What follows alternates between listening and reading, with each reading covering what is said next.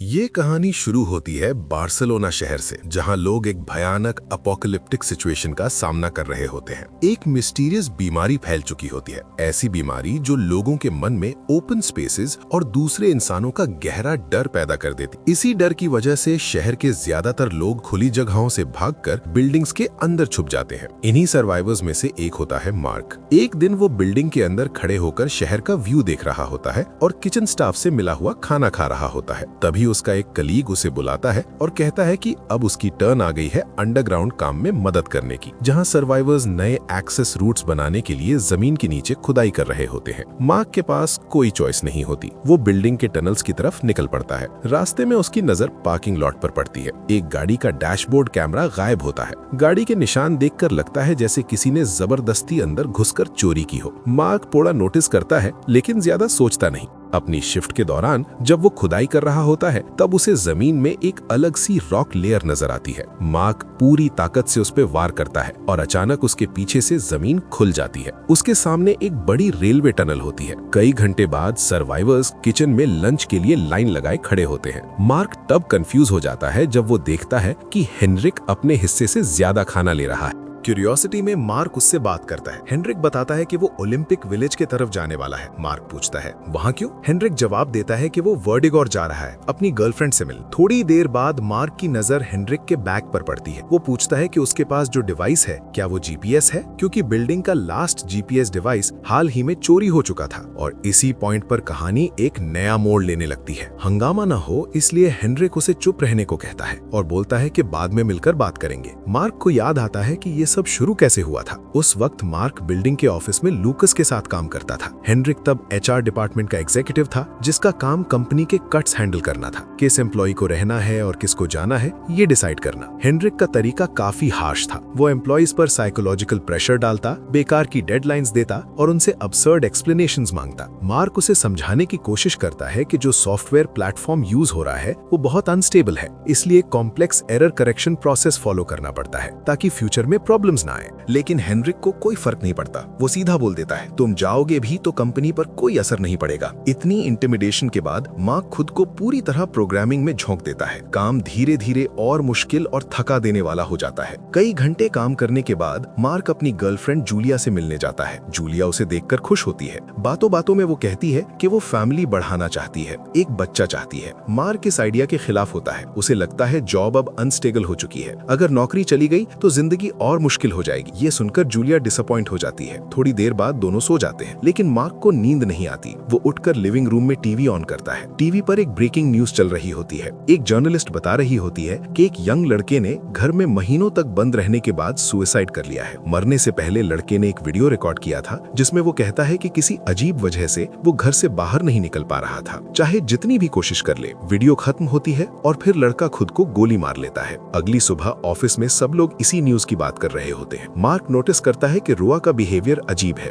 जब भी उसे लगता है कोई उसे देख रहा है, वो चुपचाप वहां से निकल जाता है। ये सब मार्क को और ज्यादा सस्पिशियस बना देता है। प्रेजेंट में वापस आते हैं। हेनरिक मार्क से बिल्डिंग के एक रूम में मिलता है और फिर से जीपीएस के बारे में पूछता है। वो कहता है कि उसे अपनी गर्लफ्रेंड के घर पहुंचने में मदद चाहिए। मार्क इरिटेट होकर बोलता है, सेलफोन का जीपीएस यूज कर लो। हेनरिक जवाब देता है, आउटब्रेक के बाद सिग्नल टावर्स बंद हो गए हैं। और यहीं पर मार्क को एहसास होता है ये सिर्फ एक रैंडम रिक्वेस्ट नहीं है। मार्क हेनरिक को समझाता है कि उसके बैकपैक में सारी सर्वाइवल आइटम्स है, वो चीजें जो सिटी में सेफली मूव करने के लिए जरूरी होंगी। बदले में वो सिर्फ इतना चाहता है कि हेनरिक उसे उसकी गर्लफ्रेंड के घर तक लिफ्ट दे दे। लेकिन जब हेनरिक को पता चलता है कि ये सारी आइटम्स रुएरा ने दी है, तो वो तुरंत मना कर देता है। मार्क गुस्से में बोलता है कि पिछले 3 महीने से उसका गर्लफ्रेंड से कोई कांटेक्ट नहीं हुआ। उसे ये भी नहीं पता कि वो जिंदा है या नहीं। उसका घर शहर के दूसरे कोने में है और बिना मदद के वहाँ पहुँचना मुमकिन नहीं। मार्क जाने के लिए मुड़ता है, लेकिन तब हेनरिक थोड़ा सॉफ्ट हो जाता है। वो मार्क को रोक लेता है और आखिरकार डील एक्सेप्ट कर लेता है। बिल्डिंग के पार्किंग लॉट में मार्क लूकस को गुड बाय कहता है। दोनों इस बात पर अग्री करते हैं कि फ्यूचर में फिर मिलेंगे। उसके बाद मार्क और हेनरिक टनल्स के थ्रू स्यूअर्स की तरफ निकल पड़ते हैं। अचानक पीछे से उसी पार्किंग लॉट की तरफ से गन शॉट्स की आवाज आती है, जहां से वो अभी निकले थे। कई मीले आगे चलकर वो एक बड़ी सबवे स्टेशन क्रॉस करते हैं, जहां सैकड़ों सर्वाइवर्स एक साथ रह रहे होते हैं। बिना किसी का ध्यान खींचे आगे बढ़ने की कोशिश में एक यंग क्रिमिनल हेनरिक का बैकपैक छीन लेता है। गुस्से में दोनों उसका पीछा करते हैं। लड़का काफी आजाइल होता है, पार्कूर करते हुए आगे निकल जाता है। जब पकड़े जाने वाला होता है तो वो एक जलती हुई कैन गिरा देता है। छोटी सी आग लग जाती है जो मार्क और हेनरिक को थोड़ी देर के लिए रोक लेती है। फिर भी वो चेस जारी रखते हैं और आखिरकार लड़के को कॉर्नर कर लेते हैं। लेकिन लड़का एक ग्रुप के पास पहुंच जाता है जो उसे प्रोटेक्ट करने के लिए सामने आ जाते हैं। नंबर में कम होने की वजह से हेनरिक कामली बताता है कि हुआ क्या था। तब ग्रुप का लीडर आगे आता है और सीधा कहता है ये मेरा छोटा भाई है। सिचुएशन को काम करने के लिए मार्क आगे बढ़ता है। वो कहता है कि उन्हें सिर्फ अपना बैकपैक चाहिए, मिलते ही वो बिना किसी ट्रबल के चले जाएंगे। लेकिन ग्रुप का लीडर मना कर देता है। तब वो अपनी असली पहचान रिवील करता है। आउटब्रेक से पहले वो एक पुलिस ऑफिसर था। वो अपनी गन निकालता है और मार्क और हेनरिक को घुटनों के बल बैठने का ऑर्डर देता है। फिर जीपीएस डिवाइस पर नजर डालता है और पूछता है पॉकेट्स में और क्या है। इसी बीच हेनरिक कुछ और नोटिस करता है। स्टेशन की लाइट्स हल्की हल्की फ्लिकर करने लगती हैं। इलेक्ट्रिसिटी फेल होने वाली होती है। वो धीरे से अपने पार्टनर को विस्पर में कहता है सिग्नल मिलते ही जीपीएस छीन लेना।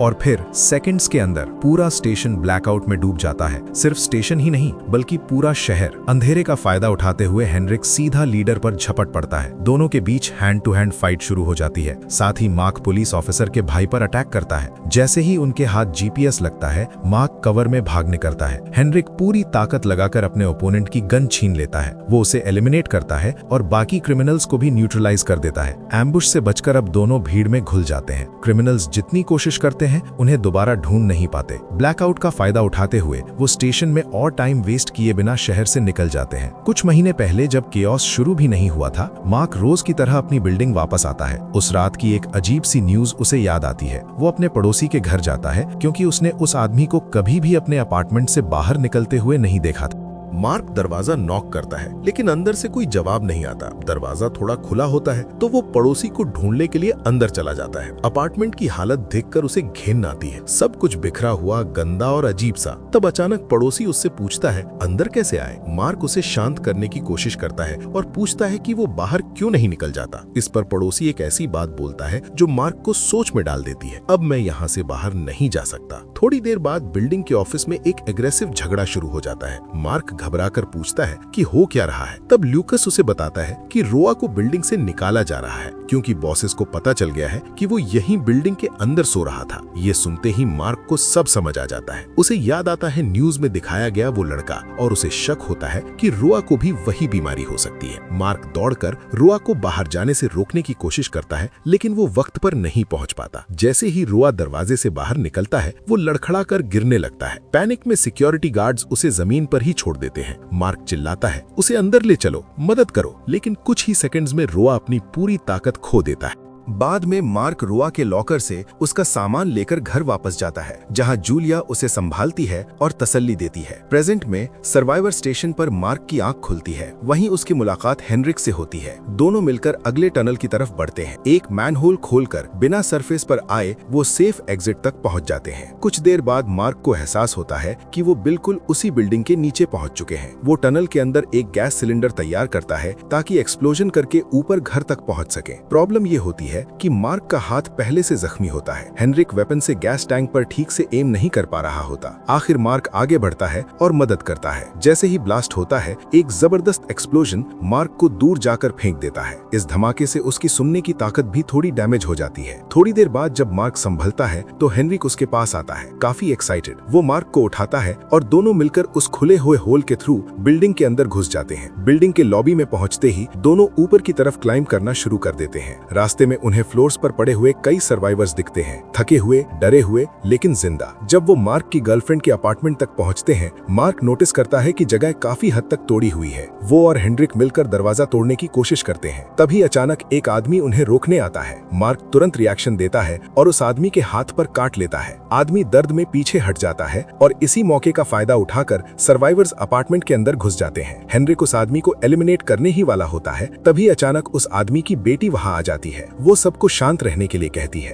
और उस पल के लिए सिचुएशन रुक जाती है। मार्क को समझ आता है कि लड़की ही उनकी भाषा जानती है। वो पूछता है जूलिया कहाँ है। लड़की बस कहती है कि जब वो आए थे जगह खाली थी। पक्की बात जानने के लिए दोनों अपार्टमेंट चेक करते हैं। इन्वेस्टिगेशन के दौरान मार्क को अल्ट्रासाउंड रिजल्ट्स के पेपर्स मिलते हैं। तब उसे पता चलता है कि गर्लफ्रेंड प्रेग्नेंट थी। ये देखकर मार्क को वो दिन याद आता है जब जूलिया और वो उसी इशू पर झगड़ा कर रहे थे। पास्ट में मार्क ने कहा था कि ऐसे वर्ल्ड में बच्चा पैदा करना पागलपन है। इस एटीट्यूड से जूलिया पूरी तरह शेक हो गई थी। बड़े झगड़े के बाद वो बाथरूम में लॉक हो गई थी ताकि बात आगे न बढ़े। सिचुएशन बिगड़ने से रोकने के लिए मार्क काम पर चला गया। सड़कों पर जाके नोटिस किया कि लगभग कोई भी नहीं चल रहा था। ऑफिस पहुंचकर उसने गर्लफ्रेंड को सॉरी बोलने फोन किया, लेकिन उसकी फ्रेंड ने उठाया और कहा उसे अकेला छोड़ दो। गुस्से में मार्क जल्दी घर जाने लगा, लेकिन जैसे ही बाहर निकलता है उसको अजीब सा फील होने लगता है और डर के मारे अंदर वापस आ जाता है। ये सब याद करते हुए हेनरिक मार्क को अलर्ट करता है और चिल्लाता है, रेन वाटर कलेक्ट करने में मदद कर। शाम ढलते ही दोनों सुअर्स में वापस जाते हैं, जहां हेनरिक एक्सप्लेन करता है कि उन्हें ओलंपिक विलेज की तरफ जाना है। मार्क घबरा कर कहता है कि शायद जूलिया शहर में कहीं खो गई होगी। उसका मानना होता है कि पहले उसे ढूंढना चाहिए और ये पक्का करना चाहिए कि वो ठीक है, लेकिन हेनरिक अचानक नाइफ निकाल लेता है और साफ कह देता है कि वो ऐसा नहीं करेगा। उसके मुताबिक डील सिर्फ इतनी थी कि मार्क को उसकी बिल्डिंग तक पहुंचाया जाए, उसके आगे नहीं। इसी बीच एग्जीक्यूटिव भी कह देता है कि उसे खुद नहीं पता जूलिया जिंदा भी है या नहीं। ये सुनते ही मार्क का गुस्सा फूट पड़ता है। वो एग्जीक्यूटिव पर झपटता है, उसके हाथ से नाइफ छीन लेता है। हेनरिक तुरंत मार्क को पकड़कर जमीन पर गिरा देता है। गिरते ही मार्क के हाथ से फ्लैशलाइट छूट जाती है और जमीन पर लगते ही टूट जाती है। अंधेरे में हेनरिक बिल्कुल टूट जाता है। वो जमीन पर बैठ जाता है और सच बता देता है ये पूरी ट्रिप वो अपने बाप के लिए कर रहा है, जो हॉस्पिटल में बिस्तर पर पड़ा है, एक सीरियस बीमारी से जूझ रहा है। एग्जीक्यूटिव फिर ठंडे लहजे में कहता है, डील तो थी ही, अब उठो और साथ चलो। इसी पल मार्क को एहसास होता है कि वो अकेला नहीं है जो अपने किसी अपने को ढूंढ रहा है। हेनरिक भी किसी अपने के लिए लड़ रहा है। थोड़ी देर सोचने के बाद मार्क हेनरिक के साथ चलने का फैसला करता है। दोनों धीरे धीरे चलते हुए एक स्टेयरकेस तक पहुंचते हैं, जो एक अबैंडन्ड चर्च की तरफ जाती है। जगह को एक्सप्लोर करते हुए उनकी नजर जमीन पर पड़ी इंसानों की रिमेन्स पर पड़ती है। एटमॉस्फेयर और ज्यादा क्रीपी हो जाता है और तभी अंधेरे के बीच से एक बड़ा ब्राउन बेयर सामने आ जाता है। डर के मारे दोनों सर्वाइवर्स चर्च के अंदर भागने लगते हैं, प्रेडेटर के अटैक से बचने की कोशिश करते हुए। बेयर उनका पीछा करता है। इसी दौरान मार्क देखता है कि हेनरिक एक कोने में फंस चुका है। बिना सोचे समझे मार्क अपनी स्पीयर उठाता है और बेयर पर अटैक कर देता है।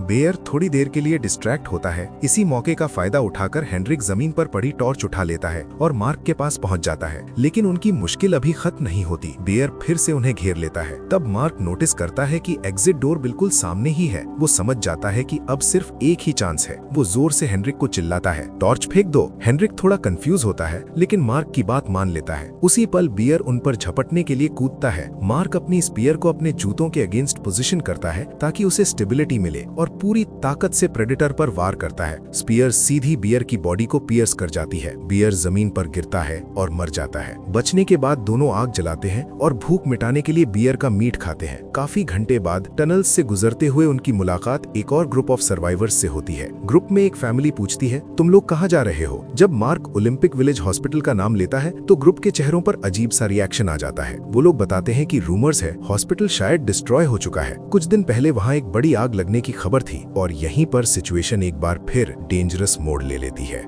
ये सुनते ही हेनरिक घबरा जाता है। वो टनल्स के थ्रू भागने लगता है, फिर एक बिल्डिंग में घुसकर सीधा टॉप फ्लोर पर पहुंचता है। सबसे ऊपर वाली विंडो से वो शहर को देखता है। दूर कहीं पूरा हॉस्पिटल आग की लपटों में जल रहा होता है। अपने दोस्त की चिंता में मार्क भी उसके पीछे पीछे दौड़ता है। अपार्टमेंट पहुंचते ही मार्क भी वही मंजर देखता है। हॉस्पिटल पूरी तरह जल चुका होता है। थक चुका, टूट चुका हेनरिक गुस्से में एक चेयर को शीशे पर फेंकता है, फिर खुद विंडो के बाहर चढ़ जाता है जैसे कूदने के लिए तैयार हो। वो कहता है, अब बस सीवर्स में घिसटना ही बचा है। मार्क तुरंत आगे बढ़कर उसे रोकता है, लेकिन हेनरिक बोलता है कि इस दुनिया में जीने का अब कोई रीजन नहीं बचा। वो अपना सीड्स का पैकेट मार्क को दे देता है और साफ कह देता है, डील खत्म हो चुकी है, अब उसे किसी मदद की जरूरत नहीं। आखिर में हेनरिक मार्क से कहता है, जा अपनी गर्लफ्रेंड और अपने बच्चे को बचा ले। मार्क को समझ आ जाता है कि हेनरिक सही कह रहा है। वो बिना और वक्त गवाए निकल पड़ता है अपनी वाइफ को ढूंढने के लिए। कई घंटों के बाद मार्क एक अबैंडन्ड शॉपिंग मॉल तक पहुंचता है। वहीं एक स्टोर होता है जहां जूलिया काम करती थी। वो स्टोर चेक करने का फैसला करता है, बिना ये देखे कि दूर से एक ग्रुप उसे ऑब्जर्व कर रहा है। अंदर पहुंचकर मार्क को कुछ नहीं मिलता, सिर्फ एक औरत की लाश, जैसे किसी ब्लेड से मारा गया हो। जब वो ऑलमोस्ट हार मानने ही वाला होता है तब उसकी नजर एक नोट पर पड़ती है। ये नोट एंड्रिया का होता है, जूलिया की फ्रेंड का।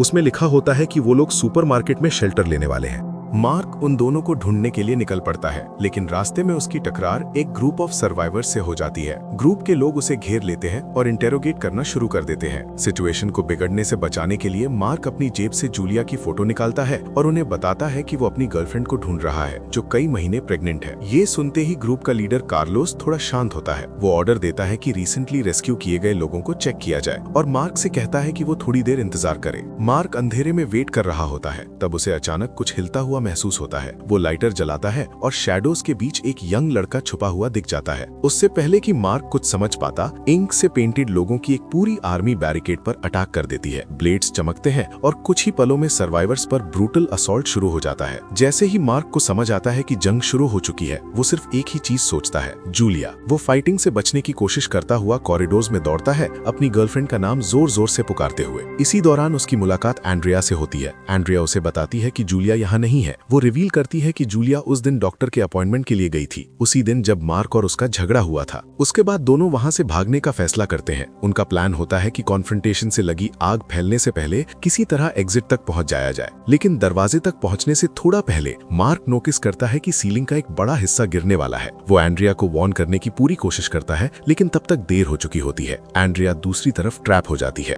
पैनिक में मार्क चिल्लाता है, एंड्रिया दरवाजा खोलो, बाहर निकलो। एंड्रिया दरवाजा खोल देती है। एक पल के लिए उसे बाहरी दुनिया दिखती है, लेकिन उसी पल उस पर शॉक और डिस्पेयर की एक तेज लहर चढ़ जाती है। वो फ्रीज हो जाती है। अगले ही सेकंड सीलिंग का और हिस्सा गिरता है। एंड्रिया मार्क की आंखों के सामने ही एलिमिनेट हो जाती है। मार्क समझ जाता है कि अगर वो रुक गया तो उसके साथ भी वही होगा। वो भागने लगता है। भागते वक्त अचानक एक एनिमी उस पर पीछे से हमला करता है, नाइफ से खत्म करने की कोशिश में। लेकिन उससे पहले ही हेनरिक वहां पहुंच जाता है और टाइम पर मार्क को बचा लेता है। एड्रेनालिन और एक्साइटमेंट में मार्क हेनरिक की मदद से खुद को संभाल कर खड़ा होता है, लेकिन तभी अचानक एक यंग क्रिमिनल उस पर दोबारा हमला कर देता है और मार्क को जमीन पर गिरा देता है। प्रॉब्लम ये थी कि हेनरिक उस यंग लड़के को मार नहीं पा रहा था। आखिरकार वो अपने दोस्त के साथ वहां से भागने का फैसला करता है। आग से बचकर निकलते वक्त मार्क नोटिस करता है कि एग्जीक्यूटिव ठीक नहीं लग रहा। उसकी चाल लड़खड़ा रही होती है, सांस भी हैवी हो चुकी होती है। मार्क कुछ कहना चाहता है, लेकिन हेनरिक बस इतना बोलता है, अपने गोल पर फोकस रखो, रुकना नहीं है। कुछ देर बाद दोनों उस हॉस्पिटल के एड्रेस पर पहुंचते हैं जहां जूलिया अपॉइंटमेंट के लिए गई थी। तब उन्हें पता चलता है कि हॉस्पिटल की बिल्डिंग बस एक सड़क दूर है। अपने पार्टनर को बचाने के लिए बेकरार मार्क ऊपर के फ्लोर्स की तरफ चढ़ता है। टनल्स ब्लॉक हो चुके होते हैं, इसीलिए बिल्डिंग तक पहुंचने का कोई और रास्ता ढूंढना पड़ता है। एक विंडो से अंदर झांकते हुए मार्क जूलिया को एक रूम में बैठी देख लेता है। वो जोर से उसका नाम चिल्लाता है। जूलिया का ध्यान तुरंत उसकी तरफ जाता है। अपने बॉयफ्रेंड को दोबारा देखकर जूलिया खुशी से भर जाती है। दोनों ग्लास के उस पार खड़े होते हैं, हाथ शीशे पर रखकर एक दूसरे को महसूस करने की कोशिश करते हैं। एक्साइटेड मार्क दौड़कर हेनरिक के पास जाता है ताकि उससे रीयूनियन के बारे में बता सके, लेकिन पास पहुंचते ही उसे एहसास होता है हेनरिक की ताकत अब जवाब दे रही है। मार्क उसे कहता है कि वो जरा अपना वूंड चेक करने दे। जैसे ही वो देखता है, मार्क समझ जाता है ये जख्म पहले वाले आदमी के छुरे का है। जिंदगी धीरे धीरे उसका साथ छोड़ रही होती है, लेकिन हेनरिक फिर भी अपने दोस्त से कहता है, मुझे बचाने की कोशिश मत कर, बस हिम्मत रख और सड़क क्रॉस कर, क्योंकि दूसरी तरफ कोई तेरा इंतजार कर रहा है। इसके बाद हेनरिक अपनी ताकत खो देता है। मार्क बिल्कुल टूट जाता है। वो रो पड़ता है क्योंकि उसने अपना आखिरी दोस्त भी खो दिया होता है। अब गोल पूरा करने के लिए मार्क खुद को संभालता है। वो अकेला सड़क क्रॉस करने का फैसला करता है, उसी सड़क को जिसके दूसरी तरफ जूलिया उसका इंतजार कर रही होती है। जैसे ही वो दरवाजा खोलता है, डिस्पेयर की एक तेज वेव उस पर हमला कर देती है। डर, घबराहट और दर्द सब एक साथ। लेकिन मार्क पीछे नहीं हटता। वो सिम्टम्स को झेलते हुए धीरे धीरे बिल्डिंग की तरफ बढ़ता है। आधे रास्ते में उसके कान से खून बहने लगता है। उसकी ताकत धीरे धीरे खत्म होने लगती है। बैलेंस बिगड़ने लगता है। फिर भी मार्क हार नहीं मानता। हर कदम के साथ वो खुद को संभालता है, सिर्फ आखिरी कुछ स्टेप्स के लिए। आखिरकार वो बिल्डिंग के दरवाजे तक पहुंच जाता है। वहीं पर जूलिया उसे थाम लेती है और उसके रिकवर होने में मदद करती है। पूरी सड़क क्रॉस कर लेने का एहसास होते ही मार्क कंट्रोल नहीं कर पाता। वो इमोशन से रो पड़ता है और उसी पल मार्क और जूलिया अपने बेटे का स्वागत करते हैं। एक नई जिंदगी, एक नया शुरुआत। सालों बाद मार्क और जूलिया अपने छोटे बेटे के साथ एक रिलेटिवली शांत जिंदगी जी रहे होते हैं। उनका बेटा पेरेंट्स के साथ हेल्दी और सेफ बड़ा हो रहा होता है, एक ऐसी दुनिया में जहां ये खुद एक मिरेकल जैसा लगता है। एक दिन जब बड़ा बेटा गार्डन में खेल रहा होता है, जूलिया दूर से कुछ लोगों के आने का ग्रुप देखती है। वो तुरंत लड़के को आवाज देती है और कहती है कि दरवाजे पर आ जाए। यहीं पर एक बड़ी बात सामने आती है। आउटब्रेक के बाद पैदा हुए यंग लोग ही अब एक्सप्लोरेशन और रिसोर्सेज कलेक्ट करने का काम कर रहे होते हैं। वजह ये होती है कि उन सब में उस मिस्टीरियस पैथोजन के खिलाफ कंप्लीट इम्यूनिटी होती है। अपने बेटे को एक और मिशन पर जाते हुए देखकर मार्क और जूलिया दोनों को सुकून महसूस होता है। उन्हें लगता है कि शायद इतने सालों बाद दुनिया को एक नई उम्मीद मिल चुकी है। अगर आपको ये वीडियो अच्छा लगा तो चैनल को सब्सक्राइब और वीडियो को लाइक करना मत भूलिएगा।